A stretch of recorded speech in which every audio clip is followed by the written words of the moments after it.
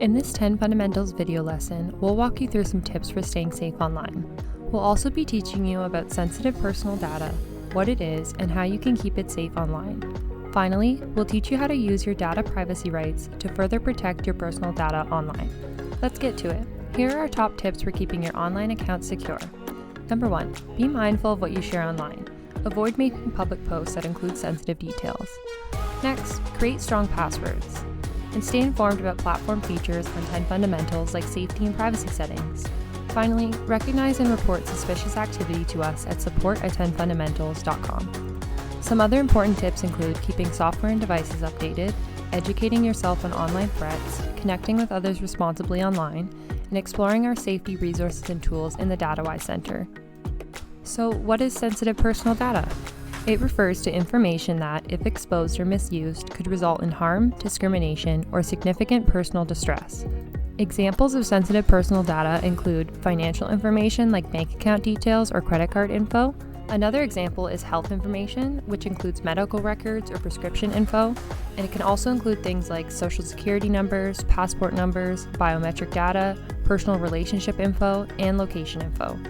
Protecting sensitive personal data is important because it helps to prevent identity theft, since it's possible for someone to steal your info and use it for fraudulent activities.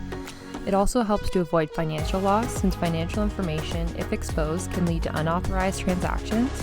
It helps to maintain privacy and prevent discrimination, since sensitive information such as health or personal relationships may be used to discriminate against individuals if misused.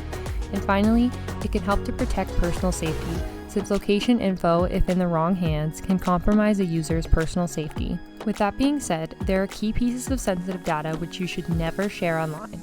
Firstly, never share your passwords, PINs, or security codes. Second, avoid sharing your social security or social insurance number unless absolutely necessary. Third, keep bank account and credit card details private. Finally, be cautious about sharing your complete home address online. Now that you know about sensitive personal data, what can you do to protect this information online? Well, you can use your data privacy rights.